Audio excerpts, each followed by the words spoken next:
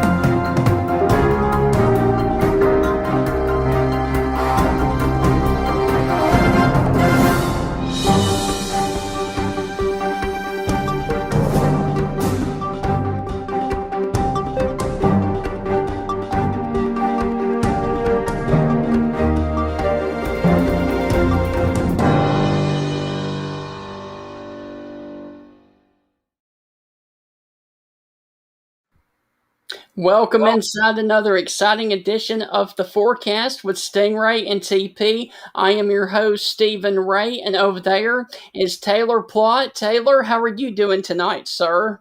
Pretty good, Stephen. How are you doing? I'm doing good, man. And so we are about 19 days away from the start of yet another hurricane season. And unfortunately, it looks like that this one could be pretty rough as well. Yeah, it's possible. It's definitely possible based on historical events in the past several years of hurricane seasons. Usually, when you have a La Nina going to a weekend La Nina, which you actually have now been confirmed by the National Weather Service and NOAA, that is now basically in a neutral phase.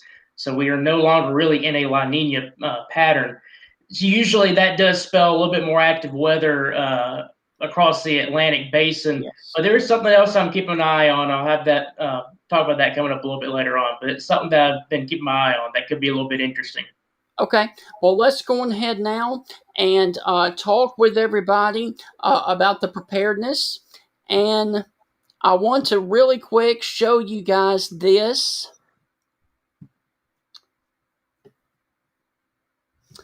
Give me just a second. All right. So there, of course, is your named systems for the upcoming season for the 2021. You can see Anna, Bill, Claudette, Danny, Elisa, Fred, Grace, all the way down to W. And, Taylor, last year, I think it was, we saw 32 named storms. That was an unprecedented season last year. It was. It was very active to say the least. And there's actually add another major hurricane to the list when the hurricane. I'm blanking on it. Was it Zeta? Was it Zeta that they upgraded? Yes. Yeah, they upgraded to that at Category 3, which was kind of figured. We figured in the weather community based on the observations we saw when it was making landfall and some of the wind reports. But I've never seen us get basically to the smack dab middle of the Greek alphabet. Yes. And that's just.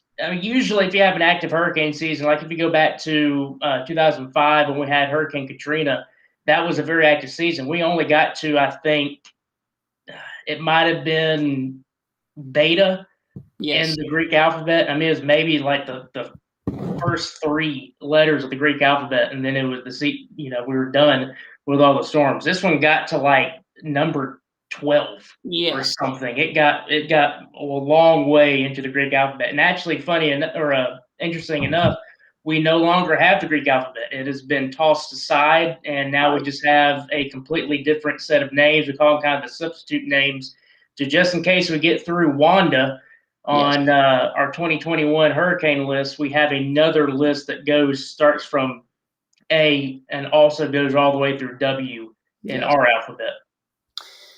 Okay, so the first thing that you need to do when there is an impending hurricane coming towards your area, you first need to go on ahead and determine your risk area. If you live near the coastline, if you live a little bit inland, if you live far away from the area. You can have storm surge. You can have tornadoes. You can have rip currents, strong winds, and inland flooding as well. Yeah, and I'm pretty sure that if people down here who've lived down here for several years, that they know pretty much how to deal with hurricanes along the coast. But you also every single year have to go through preparedness. Just make sure you got everything set up.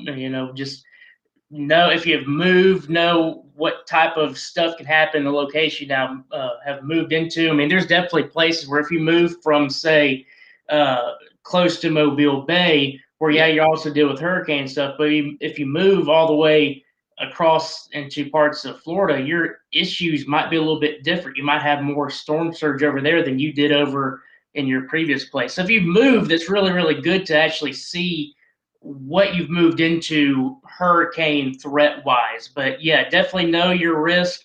It will definitely vary from storm to storm. Every Right. storm's completely different. So while you might have a category 2 come rolling down your neighborhood, you might only see wind damage Yes. and not really much in the way of storm surge, by the way that sets up. But you might have a tropical storm that comes through that only is packing winds of about 70 miles per hour, 60 miles per hour, and all of a sudden you got about 3 foot of storm surge. Right. So, I mean, it could definitely vary from storm to storm. Okay, so then after you determine what your risk is, you need to go on ahead and develop an evacuation plan. Find out if you live in an evacuation zone. Have a go bag for supplies. Follow evacuation orders if given. Plan several different routes to go in the event that you do prepare to leave for a hurricane. And as also, don't forget about our furry friends, plan for your pets as well. Yeah, exactly. And one of the big things with this is we can't preach this enough. Just use common sense. I mean, if you're staring down with you have a mandatory evacuation, go. Even if Yes, you have a voluntary evacuation, I would go ahead and just plan on going, yes, because it's always better be safe than sorry. So yeah, just know which way to go. yes. FEMA has, I believe, websites available to look at with evacuation routes. I know that the Weather Service is down along the Gulf Coast, Mobile, Tallahassee, Mhm. Miami, all those guys down there. They have stuff you can look at that show what to do. Just like we're looking at here, this is from the Yes, Weather Service, the Hurricane Center. right. So just yeah, go through these steps if you're dealing with a storm come rolling on in, but go ahead and plan before that. Just like we're talking about, just already have things in place to where if you have that evacuation order set in stone, you're golden. You're gone. Okay, find out. All right, here we go. Have a go bag for supplies. Okay, so Hmm. you may be wondering what is a go bag? This is So it. yeah. Make sure you have a disaster supplies are ready to go, and there is your Hmm. emergency kit for what you need to have planned in case you either leave or in case you stay. That is your list of emergency kits.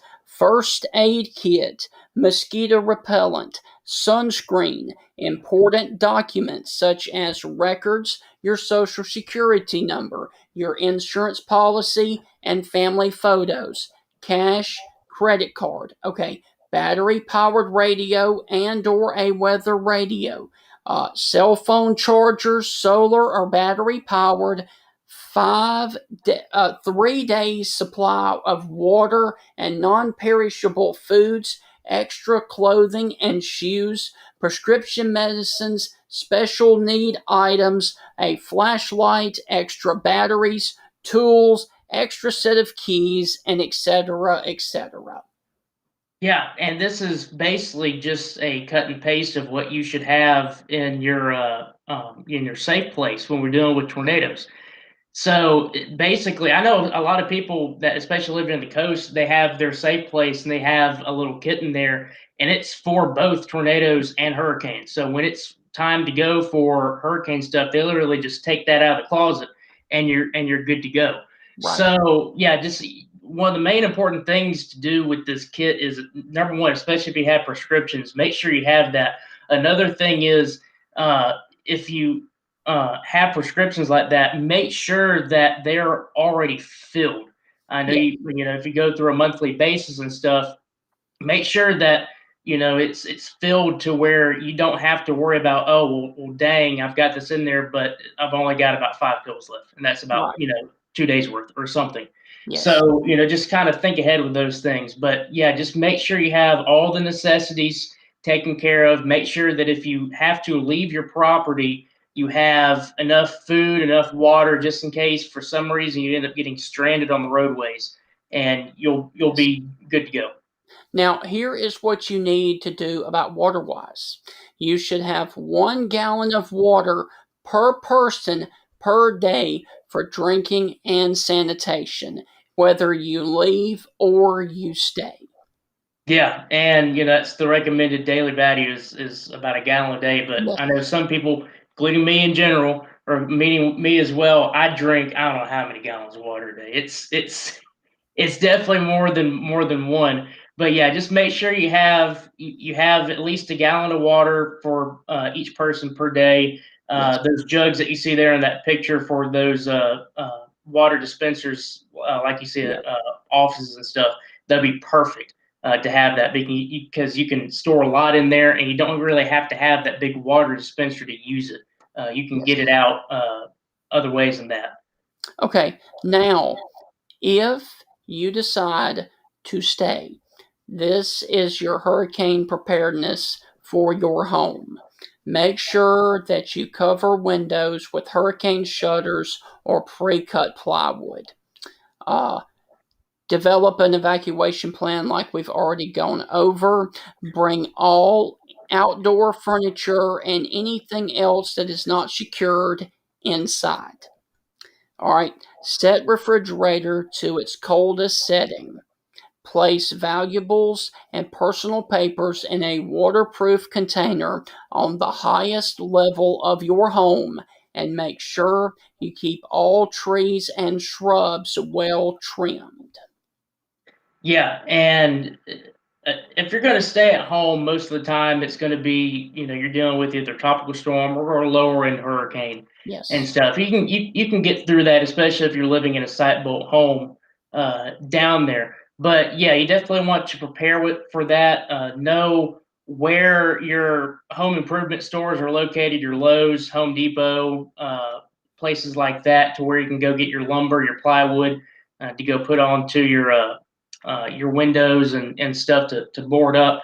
And just one of the things that Stephen mentioned there, your trees. If you have trees around, make yeah, sure that they're trimmed. I mean, you don't want to have a very much overgrown tree and a hurricane coming through, because that could be a disaster waiting to happen, to where you yeah, just get these big limbs falling on your house.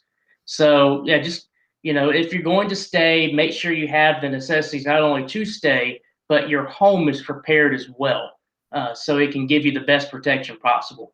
yes. Okay, so how to strengthen your home before, or a business before a hurricane or tropical storm comes in. like you said, trim the trees, secure all the doors, cover the windows, secure loose outdoor items, and move vehicles to a safe location. Yeah, one of the big things that you do to strengthen your home is to cover your windows. Yes. And yeah, trimming trees, secure all the doors and stuff like that. That's good. But one of the big things is making sure that the wind can't get in, because the Yes. wind does the same thing as a tornado would, which is it can get in and under things, and all of a sudden it's starting to lift things up. That's how the tornado destroys houses. It can lift things up because the wind can get in. So make sure that you got all the windows definitely fully secured, your doors secured as well, so the wind it can't get in, or if it does, it's having a very hard time doing that. So you can help prevent from not only uh, the wind starting to kind of lift things up, but the wind coming in can cause havoc too. I've seen several videos in the past where you have these hurricanes come through and the window gets knocked out, and all of a sudden the wind's just tossing things inside the house. You've got glass flying everywhere, and it ends up being a bad situation. Yes. Okay, so you may be wondering where all of the watches and warnings for hurricanes come from and all of the graphics. We are looking now at the National Hurricane Center down in Miami, Florida. That is where these guys issue all of the watches, the warnings, and of course the tropical storm, tropical depression, and advisories on the hurricanes as they progress from Africa all the way over across the Atlantic and into the United States of America. That is with the National Hurricane Center down in Miami, Florida. Yeah, and they've got just the smartest people in the world down Yes. there. Just like the Storm Prediction Center over there in Norman, Oklahoma. It's some of the smartest people when it comes to severe weather and tornadoes. These people down here at the Hurricane Center Miami are just as good. Yes. And they've done a phenomenal job over the past several years, kind of revamping things. They've added different kind of procedures, if you will, with doing the naming and the when they issue advisories. One of the things that has come out recently is you end up getting these what they call potential tropical cyclones. In the past, what you've had is you'll have these areas of disturbance called an invest. So you're investigating it, Hmm. and they had to wait until you had a very close center of circulation and the winds from the satellite or either buoy observations were of at least 30 to 25 to 30 miles per hour, so they can give it a tropical depression designation. One of the things they've done now is they can do that without a well-defined center, but it's getting really, really close, and they can issue advisories in advance of that, so they can get put the cone out there, the cone of uncertainty. They can issue watches and warnings, and they can give people sometimes a couple of days heads up before the thing actually becomes a depression. So guys down there are just the best, and they continue to get better on a daily basis, not only with dealing things on the scientific end, but also on the public end as well, getting information out. Okay, so Taylor, we have gone through the preparedness. Now let's go through what issues you can have from hurricanes. And I Mm-hmm. think we will start with the Saffir Simpson scale of hurricane winds. Okay, when a tropical storm reaches hurricane strength, it is when it has winds of 74 miles per hour, up from 74 all the way up to 95 miles per hour. That is a category 1. Very dangerous winds will produce some damage. Okay, when you go up to 96 miles per hour, up to 110, that is a category 2 hurricane. An extremely dangerous wind will cause extensive damage. Okay, when you get up to 111 miles per hour, we're talking about a Category 3 hurricane between winds of 111 and 129. And if memory serves me correctly, I believe Hurricane Ivan was a Category 3 at landfall that struck Gulf Shores and Orange Beach. Now, I believe that's right. Category 3 can do damage, devastating winds will occur. Now, a Category 4 goes from 130 up to 156. Catastrophic damage will occur. And then a Category 5 is 157 miles per hour winds or higher. And I think, if memory serves me correctly, Hugo, Andrew, and Camille were all Category 5s at landfall. Yes, that is correct. So if you get a 3, a 4, or a 5 doing at landfall, this is going to be a significant weather event for the coastal areas. Yeah, and I always tell people that if you live on the coastal area, you can withstand or kind of hang in there down the coast with Category 1 and even a Category 2. But once you get to 3, 4, and 5, you need to get out of there. Yes. There's no sense in being down there to try to outlast those type of systems. I mean, it's just Right. it's not smart by any means. That's one of the things, going back to what we talked about earlier. Use common sense. That's Yeah. going to be your greatest tool through this, is use common sense. And sometimes common sense would be, if you're dealing with a Category 2, get out. That's Yes. perfectly fine. Better safe than sorry. But once you really get into the 3s, 4s, and 5s, you need to be gone Yes. by the time it gets to your spot. Okay, so so you were talking about Category 3, Category 4, and Category 5. Okay, Category 3, like we said, 111 to 129. Devastating damage will occur. Well-built framed homes may incur major damage or removal of roof, decking, and gable ends. Many trees will be snapped or uprooted, blocking numerous roads, and electricity and water will be unavailable for several days to weeks after the storm passes. That's where that's a Category 3. Category 4, power outages may last weeks to possibly months, and most of the area will be uninhabitable for weeks or months, and that's even including a Category 5. Yeah, I mean, just like I said, once you get to that Category 3, 4, and 5, there's Yes. really no sense to be down there. I mean, you're talking about going to have widespread significant damage that's going to be affected for days, if not weeks, Right. on end. I mean, if you look at when Hurricane Michael hit just to the east of Panama City, Yes. I mean, that was, was it a Category It was a 4? 5. It was okay. It was a 5. I was thinking Yeah. it was definitely up there. I mean, you had places that were without power for, I know, at least it was over a month, at Yes. least, because of just how big and how bad the infrastructure damage was. So, I mean, if you live in these places and you're expecting a 3, 4, or 5, you need to not only just leave, but you need Yes. to plan on, you won't be back for maybe several weeks to a month. Right. Okay. So we've talked about that. Okay. Hurricanes, like I said, produce winds of 74 miles per hour or greater. Now, listen. Now, here is the issue between a tornado and a hurricane.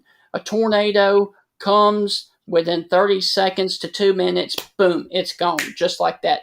A hurricane winds of 74 all the way up to 157 miles per hour or higher can last for hours at a time over a area. And that is why hurricanes can be so deadly. It's because winds of 100, think about this, Taylor. Think about winds of 140 to 150 sitting over one single area for 4 hours. That's Okay, just incredible. That's going to do a lot of damage. That is why these hurricanes, when you get up there, category 2 or higher, can be very, very, very significant. All right, now listen. The strongest winds will be located near the eye of the storm and is what is called the eye wall. Now, the images over here, right over here that you're seeing there, depicts wind damage in Baton Rouge area, which is further inland with Hurricane Gustav back in 2008. Yeah, and you just to piggyback on what you said, I mean, there are even some of these hurricanes that when they get close to the shore, they just kind of stall out.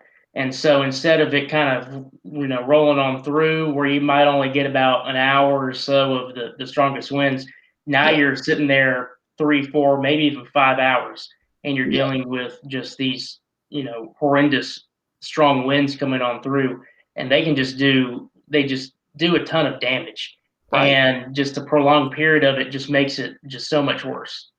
Okay, so now not only if you live near the coast do you have a wind threat, you also have a wind threat inland depending on how big the system is and how fast it's moving. This is from the National Weather Service in Birmingham back when Hurricane Ivan came through central Alabama. Places along and south of Highway 80 saw winds of 60 to 80 miles per hour, and the rest of west and central Alabama saw winds of 50 to 60 miles per hour, which caused widespread wind damage even as far north as Tuscaloosa, Birmingham, Anniston, and Gadsden with Hurricane Ivan back in 2004. Yeah, and it all depends on the track, like you said, how big the storm is. The bigger the storm, the longer it takes for it to wind down. Yes, So if you have I mean, just even if you have a category 2 or 3, it just depending on how it moves and stuff like that, you could still be dealing with either a minimal hurricane or a tropical storm all the way through the Birmingham area. yes, There's been tropical storms, and I want to say there's been at least one category 1 hurricane that made it all the way into northern Alabama. yes. So, I mean, it can happen. It's not always the case, but it definitely can happen to where you have a great wind threat and even flooding threat all well inland from these coastal areas. Okay. So now we've talked about one of the issues. Now let's go to the more significant threat other than the wind, and that is going to be the storm surge, my friend, because storm surge can do a lot of damage and even possibly more damage than the wind in some locations. Now, a storm surge is an abnormal rise of water generated by a storm over and above the predicted astronomical tides. Okay, so that is what storm surge literally is. Historically, greatest threat to life and property from a tropical storm and or a hurricane is the storm surge. And so that is probably, I would say, Taylor, correct me if I'm wrong, your number one threat from a hurricane is going to be storm surge, then wind damage, then flooding. Yeah, that's spot on. I mean, one of the things that people don't really think about when it comes to hurricanes is the storm surge factor. They immediately think of, oh, there's Wind. the wind and there's heavy rain coming on through.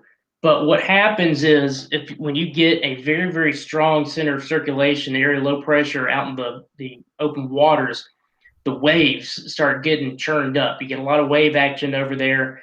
And what happens is once it starts to move on shore, you've got all the water being churned up, but you got to know the winds are pushing this too, that are Yes. making it churn. So once you get the storm that moves on, the wind that's coming out of the south on the right side of the storm, all that wind is pushing this water wherever it's going to, and it's going to hit the land. and it's just going to keep going up and up and up, just depending on how strong of a system it is. And once that moves through, then you're going to be on the better side of things. One of the other kind of cooler facts about the storm surge is on the opposite side, when you have winds coming from a more northerly direction, that's going to kind of push all the water out from the shore and even bays out into the open ocean. So Yes. there's could be cases where, like, if the hurricane's on the east side of Mobile Bay is going to see a much lower water level because the water's going to be pushed back into the Gulf. Whereas if you're on the, say, Orange Beach side or over to Pensacola, you're just get hammered with water coming right into you. Yes. Now, that is scary right there. Storm Mm-hmm. surge flooding has accounted for nearly half of the deaths associated with landfalling tropical cyclones over the past 50 years. That is why storm surge flooding is the number one killer of hurricanes, followed by the wind. Yeah, it's again, when people think of hurricanes, they immediately kind of go to the wind and heavy rain. But the Yes. storm surge is one of the most deadly aspects of a tropical system by far.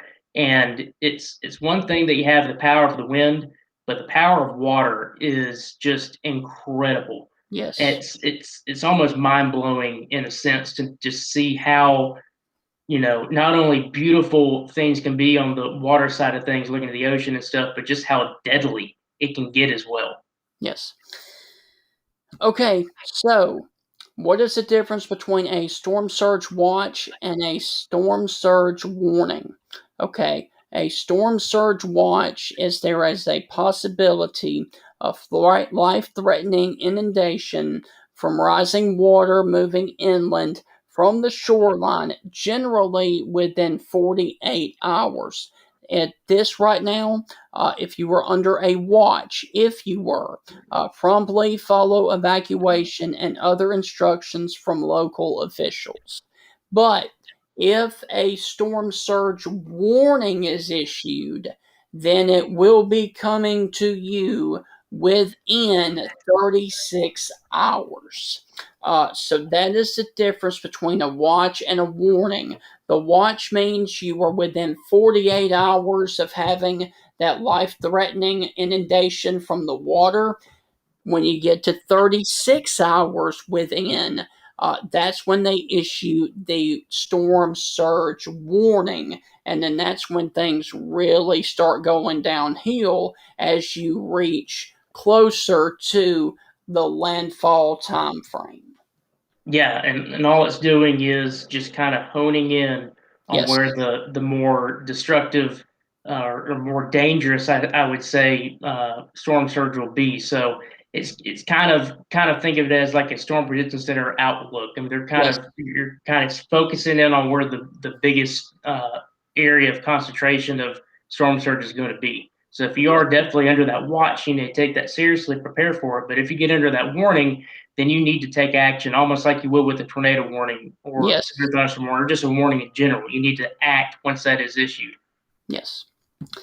Okay, so storm surge vulnerability. Okay, storm surge of 23 feet from the National Weather Service in Mobile. The storm surge of 23 feet has the ability to inundate 67% of interstates, 57% of arterials. Okay, almost half of rail miles, 29 airports, and virtually all ports in the Gulf Coast area. Yeah, that's. I mean, that's just mind blowing, and that's all. That's for the mo. That's for. Is that for the Mobile area? Or is that Yes. for the just the Gulf Coast? It looks like that's from the National Weather Service in Mobile, but I read that as the Gulf Coast area. I kind of read that as well. I mean, if you think of it as just take it from Brownsville, Texas, all the way to, just go ahead and say, Key West, Florida. Yep. Just go around the bend there. If that's, I mean, that's incredible to Yes. think that, you're talking about some major interstates there. I-10. Yes. is down there. That's the big one that runs from Jacksonville all the way to San Diego, California. And there's tons of ports down there. Mobile is literally like the biggest port city along the Yes. Gulf Coast. And if you get this much storm surge, that's just devastating. Yes. All right. So that is, of course, the storm surge. Now you've also got to worry about the inland flooding threat with rainfall from these systems as well, because these storm systems can produce a lot of rain and produce anywhere from 10 all the way up to 30 to 40 inches of rain, which I do believe, I think it was Hurricane Harvey Mm-hmm. in Houston Yep. dropped 40 inches of rain. So it is very possible for these systems to produce anywhere from 10 inches all the way up to even 40 inches of rain. And it's all part of it being tropical. Yes, There's a thing in meteorology that we call precipitable water, or PWAT for short. And what that means is if you have a PWAT value of 1 inch, just yes, think about if you take a wash rag and you dip it in a bucket of water and you wring all the water out. If you do that with the atmosphere, dip it to the atmosphere and wring all the water out of the atmosphere, it's going to end up being 1 inch of water. So that's one of the values we look at to see how, just not only how moist, but how much just water is available in the atmosphere to come out. And we get these tropical systems, there's PWAT values, well above 1 inch for sure. You can get about yes, 3, 4, even 5 inches or more. And that just, if you have this system that rolls in, it just wrings all that moisture out, you're going to get dumped with, yes, inch after inch after inch of rainfall. So it's just because of the tropical nature of it. Think about it this way: where is it forming? It's forming over water, it's not forming over land. So it already has that advantage of, it has all the moisture availability it can have, and that's the ocean. yes. And it just, sucks all that in. You get the storm going, and it is just going to dump rain, rain after rain, inch after inch after inch across areas. Right. Okay. Results of heavy rain was the number one killer from tropical systems for much of the past 2 decades. Inland flooding is the second most dangerous hazard associated with tropical storms. And there you can see the graph: 50% is storm surge, 25 rainfall induced flooding, and then the rest is the other stuff. Yeah, and just right away you can already see how big that storm surge issue is that we've talked Yes, about. But yeah, inland flooding is just as bad. So while you might not deal with the storm surge if you're further inland, you could still end up getting about 20 inches of rain, and yes. you're dealing with major flooding issues. Now, And it could be just as bad, if not even worse, than the storm surge.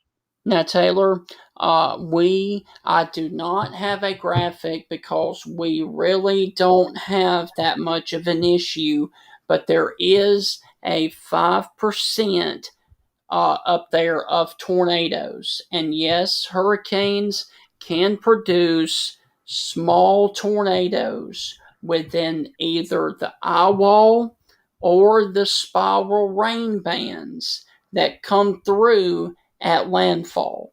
But the most significant threat of tornadoes would be to the right of the center. All right, so if a hurricane was going to make landfall in Gulf Shores, the best chance of seeing a tornado would be from Gulf Shores and points east over to Destin. Yeah, one of the things that I tell people is that if you look at a storm on the satellite view, just draw a line right through the middle from north and south, and wherever it is east of that, that's where you have your tornado threat. You Yes, don't have to technically be on the southeast side or directly the Dewey side. You can anywhere from northeast, Yes. east, and southeast, that right quadrant, that right half of the circulation. Right. There's just so much spin, and the helicity values are just enormous that you get these circulations. Now the good thing is, because they don't have really strong updrafts, you Right. don't really get big time tornadoes with them. You can still, I've definitely seen EF2 and EF3 tornadoes being produced by tropical systems. And Right. one of the other things, I'm not going to get into too big details with it, but you can have setups to where it can merge with a upper level system across parts of either the southeast or wherever the storm's making landfall, and it kind of morph itself into your typical severe weather tornado outbreak scenario. I've seen it happen here in Alabama Yes. before, where all of a sudden you've got some upper level support. The storm updrafts can get a little bit stronger, and now you're talking about a chance to see some of the stronger tornadoes, EF2 or greater, out of them. They've happened before, and they'll happen again. But for the majority of them, you're talking about your quick, they're up or they're down and they're back up again, EF0 to EF1s. Taylor, you were talking about you've seen it happen in Alabama. It was with Hurricane Rita Mm-hmm. in Yep. 2005. Tuscaloosa County had 10 tornadoes touch down in this county from one system. The name was Hurricane Rita. Yep, and there was also another one I want to say was back in like the 60s or the 70s. Right. Might have been 80s. I have to go back and look. But it merged with a upper level system, like I mentioned, and you get that Yes. dynamic support, and it turns into your typical springtime severe weather setup. Good instability, and you had about like 3 or 4 F3s, and it really packed a punch. So while Yes. it's not common that you get that, it can happen, and it's happened recently as at least 2005. I know there's probably one between about 2010 and now. I can't Yes. put my finger on it, but I know I've seen it. But it will happen again, to where you'll just end up getting a setup to where, well, now you're kind of dealing with a full blown tornado outbreak, where you're dealing with not only the weak tornadoes, but you can get some strong ones out there too. Okay, so if we talked about the inland flooding, we talked about the storm surge. Now let's talk about a unfortunate thing for people along the coast, and this is this right here. It takes 30 days for flood insurance to begin. That means if you were worried about this hurricane season, go on ahead and sign up for flood insurance now. Do not wait Mm-hmm. until it's too late. Yeah, Because exactly. It's one it of the big things you need. and it takes 30 days for it to get active. Yeah, that's another one of the things that I don't know how many people honestly know that. It's not one of those things where you sign a piece of paper and It's it's done. instant. It's instant. It's not instant. You've Right. got a period before it kicks in. Yes. So if you need flood insurance, do it now. I recommend that you go and try to get it set up tomorrow if you Yes. can. Definitely do it before the season begins. Because that is rather significant. Very significant. So I've got two other graphics. Give me just a second.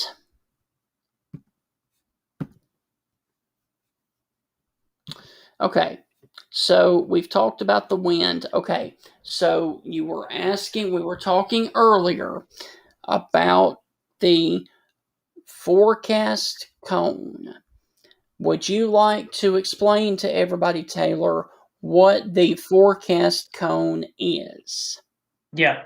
So basically, in a nutshell, it's where the center of circulation could end up during that time frame. It's just, think of it as I'm drawing a storm track on a cell that's coming up into Tuscaloosa County. It can get close to Tuscaloosa, then eventually to Birmingham.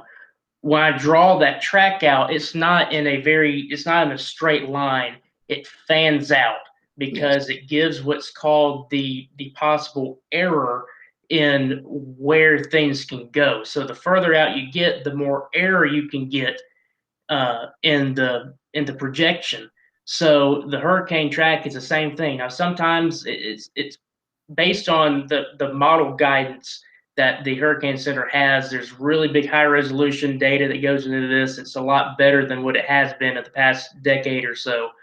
And sometimes we'll get these cones to where the forecast guidance is pretty spot on within about a 50 mile radius. So that cone is going to be a little bit smaller. And sometimes you're going to get this forecast guidance that you get things going here, there, everywhere, and all of a sudden the cone's a little bit more bigger. Right. So it's all based on the model data, the guidance that it has. But one of the big misconceptions on the hurricane track is that if you're outside of the cone, that doesn't mean you're not going to see that they think that it means you're not going to see impacts. That's Right. not true. It doesn't mean that's where the impacts are going to be. That's saying where the center, where Yeah. the eye is going to be or potentially be over the next several days. So it could be that if you take a look at this graphic right here, if you go all the way to where it makes landfall along the South Carolina, Georgia coast, if that eye is over there, that means that you're seeing impacts in Savannah. That means you're seeing impacts in Jacksonville, even though you're not in the cone, because that's where the eye goes. It could be on the far right side of things to where, okay, now it's getting to Virginia Beach or Yes. the Outer Banks. So it's based on where the center of circulation is. But that's not how big the storm is. The storm could be hundreds of miles in width and significant impacts from miles away from the center. Yeah, you're circling. Yeah, the cone Yep. does not take into account the size of the storm. That I is wish I could exactly what highlight it that. is. I Do wish I what? could highlight that.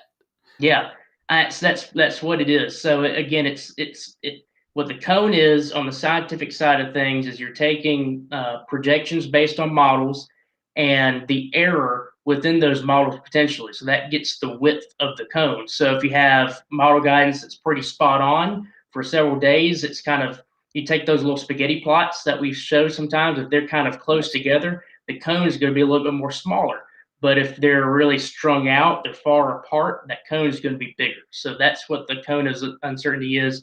But the big thing that you want to know and remember is that it's talking about where the center is Yeah. going. So you might not be where the center is, but that doesn't mean you're not going to see impacts. So you could be 100 miles away from the center and you're still getting damaging winds, storm surge, and flooding. And once again, hurricane strength winds can reach far inland, depending primarily on two factors: the intensity in landfall and the storm motion, which is the forward speed.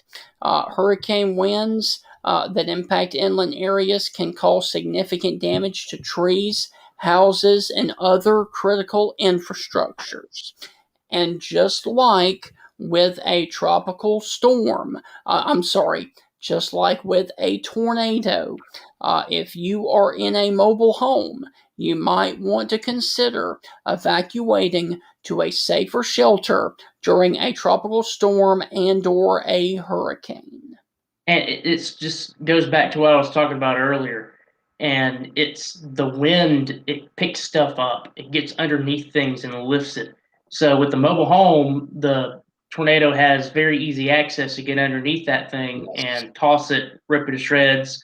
And you're in a very bad situation if you're inside. Hurricanes do the same thing. It's just the wind. The wind goes and it can get underneath that mobile home, lift it up, and toss it down the road, and you're in a bad predicament if you're inside of that. One of the interesting things with the hurricane wind is people wonder, well, why does it weaken when it hits land and stuff? It not only has to do with you're losing the water source, which is its fuel, but there's a thing in science that's called friction. Everybody knows what friction is. You rub your hands together like that, and all of a sudden your hands getting warm. Right. Well, the wind and the circulation deals with the same thing. When it's over open water, you have very little friction to work with because it's water. It's just I can't really get into big details because I have to Yes. really get scientific about it. But just think of it as it's just this nice glass plane, if you will. It's smooth. It's not rough, and it's just things can just glide on top of it without any issue. When Right. the storm moves on shore, now it's dealing with land. It's dealing with trees. It's dealing with structures. It's you got a lot more friction to work with, and so it's slowing it down once it starts to move inland. Now, of course, there's other factors that can lead to, if it's coming in fast, it will, take a longer time for it to slow down and stuff like that. But basically, in a nutshell, friction is one of the big things of why the winds get weaker as you go further inland. And it's just due to it's just getting a lot more resistance with it. Okay, look at this graphic right here. I'm talking about the top one. Okay, Hmm. we had a hurricane, a pretty significant hurricane, hit the coast of Louisiana, hit New Orleans, and then hit Gulfport, Bay Springs, and Biloxi, Mississippi. Now, guys, think about this. Wrap this around your head. Hurricane force winds were still active when this storm hit West Point and Caledonia, Mississippi, north of the city of Columbus. That's how far that system stayed a hurricane. Think about that for a second. From New Orleans and the coast of Louisiana to West Point and Columbus, Mississippi. Hmm. That's just mind blowing. That just goes to show how big the storms can be. Yes, Usually with storms, you're going to have, if you get a Category 3 or even 4 storm, you're you're talking about the tropical storm force winds. That's winds 40, or I think it's technically 39 miles per hour up to yeah, 74 miles per hour. Uh, they could be as wide as about 250 miles across. And then the hurricane force winds, they're only going to be about maybe 80 miles across. But right. there's sometimes, especially if you get these storms that get many eye wall replacement cycles, what happens is when you get an eye wall replacement cycle, the wind fields expand. So if Yes, you get many of these cycles that go through, just get bigger and bigger and bigger. And then all of a sudden, you're talking about tropical storm force winds could be about 300 miles across, and then hurricane force winds could be about 200 miles across. So the wind field can get extremely wide, and it can be mind boggling at how big of an area you can see with hurricane force winds. And that doesn't mean that you're getting 80 mile or 150-mile-per-hour winds all throughout that location, but you're getting winds of 75 or higher through that entire area. So it can get pretty big.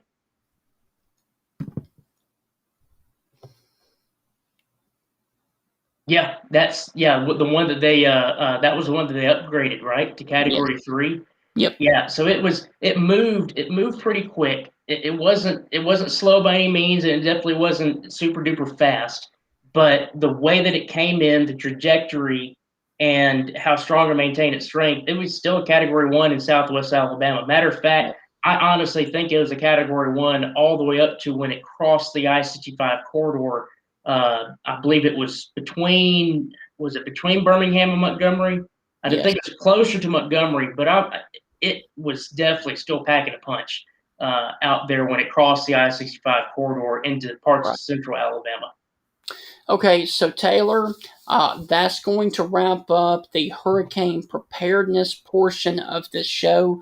But you wanted to show some of the active pattern for next week. So can you pop your computer back on Restream, please? Yeah, and I So that we will can show that. even talk about the. Well, I don't want the camera. I don't have a camera on that computer. Um, all right, it is. Oh, it was up, but I didn't have the join. So there you go. Okay. So, one of the things I want to talk about before I dive into the forecast for you guys for the next several days is one of the things that I think could be kind of starting out. I don't want to necessarily say on like a hot streak, but it could get pretty active pretty quickly. Is the fact that the waters down here in the Gulf of Mexico and the Caribbean are very much abnormally warm for this time of year, and it's been very warm for the past several months. It's one of the reasons why we've had some pretty significant severe weather events down here in the south. It's just the Gulf of Mexico waters have been extremely warm. And one of the things, this is just one model run. I'm not saying that this is fact by any means, but it's I've been waiting to see if one of the models were going to start to hint at this possibility. So I'm going to kind of back away here. So remember, hurricane season officially starts on June 1st. That doesn't mean that we can't get stuff before then. And this is just, again, one run of the GFS, but look at what happens down here in the Caribbean. You start to get a lot more thunderstorm activity going on. Just remember, the waters down here are abnormally warmer for this time of year. And there you go. You start to get a depression that is forming across the central Gulf of Mexico, and it just kind of makes its way on up. It's not overly strong by any means, but it's just something that catches your eye. And then very late in the forecast, again, this is so far out, it's no man's land. You get funky things that happen in the model guidance, but you just look for signals, and there it is over the Bahamas. Another system right there that at the end of the model run here, 384 miles or hours out on the east coast of Florida. So again, it's not a forecast, but it's just something that I was waiting to see if we start getting these signals down here in the Gulf of Mexico. So do not be surprised by any means if we end up getting a some type of tropical system before June 1st happens. So I'm not saying it's going to happen, but I would not be surprised at all to see something kind of churn up down there in the Caribbean, the Gulf of Mexico, between basically, I would say, the end of next week and the beginning of June. So it's definitely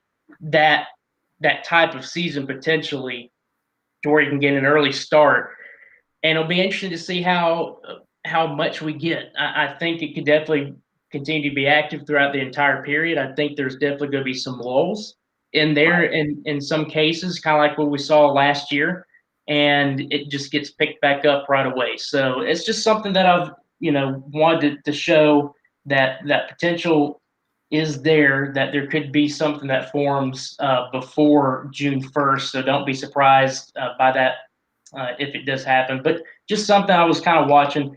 So I just want to quickly go through your forecast for the next several days. It's going to get active across the plains. There will probably be at least some type of severe threat out there. I don't see anything that's like very eye-popping or severe weather outbreak material in the model guidance. But our nice stretch of weather that we've started here across the southeast is going to come to an end once we get into parts of next week. This is Monday evening, shower and storm potential here across the state of Alabama, even into Tuesday. These are not going to be your big widespread rainmakers. These are going to be more your pop-up variety, kind of summertime type of storms, showers and storms for your Monday and Tuesday. Wednesday, kind of the same thing, but notice how everything just stays off to the west. There could be places here across parts of the Central Plains into Missouri, Arkansas, Louisiana, and Texas that could see anywhere from about 3 to 5 inches of rain between, say, now and the end of next week. So they could be dealing with a lot of rain out there. And again, it looks like we might get into another drier period, but it's possible there could be some more stuff going on. There's that possible tropical system that the GFS is kind of pointing at right now. Keep an eye on that. And so, yeah, basically, we're going to get active again across the southeast. There could be some chances for some stronger storms in the mix, but I don't see any big time severe weather threat. I think that now we're kind of moving into the time of the severe weather season where we deal with more MCSs, these lines that develop either off to our north or off to our west, and they kind of track in. They have a damaging wind threat.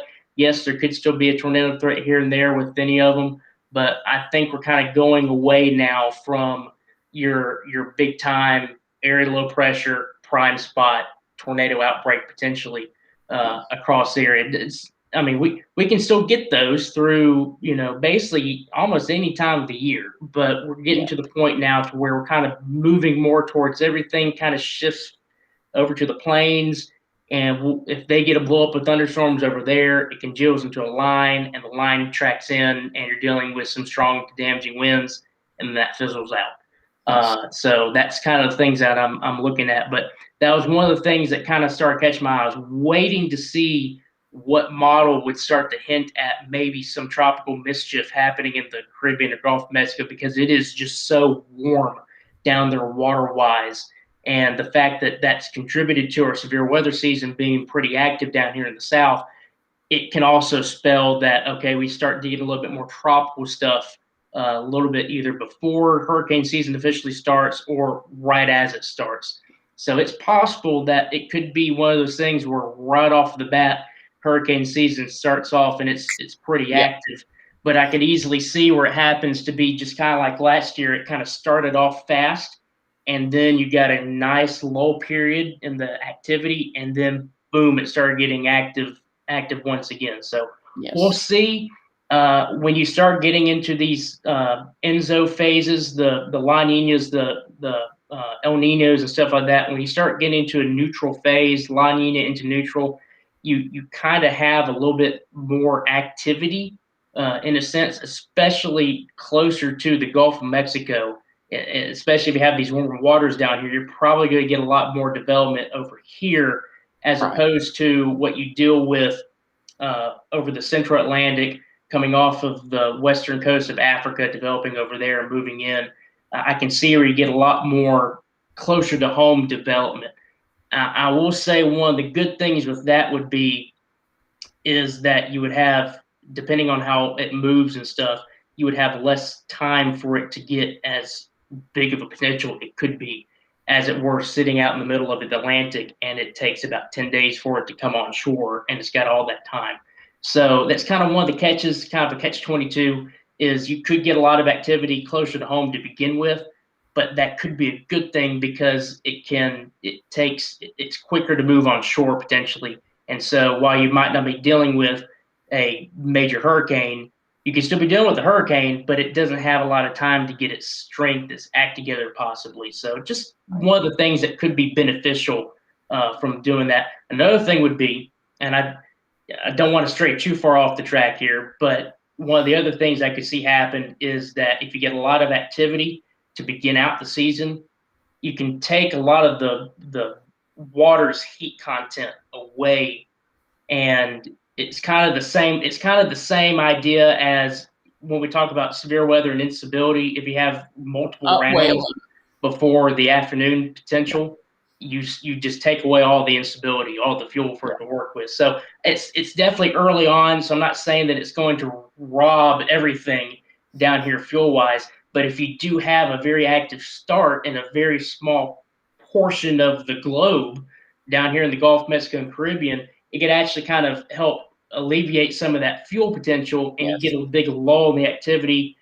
But guess what? The water just gets heated back up again. So it gets prepared for another wave potentially moving on through. So that's just kind of the things that it could happen over the next several weeks to a couple of months.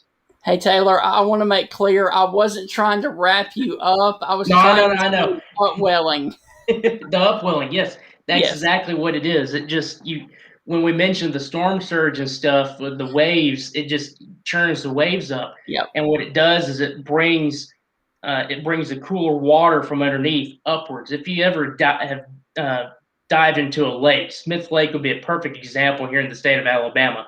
If you're in the peak summer months, the water at the surface is going to be about 80, 90 degrees. But if you dive down and you get down even to just 10 feet or even more than that, you notice it gets cold really quickly. And so when you get the churning of the waves going on with the tropical systems, it brings that cooler water on top, and it just naturally cools the water down. Another thing why with the tropical systems, when they get closer to making landfall, if they start to slow down, the upwelling, it could be a Category 3 or Category 4 storm coming on shore, getting close. But if it slows down, all that fuel starts to kind of get wasted away. The water gets cooler, and all of a sudden you're dealing with not only just a weakening storm, but you've gone from a Category 4 potentially down to a Category 1. It can weaken it that fast. Yes.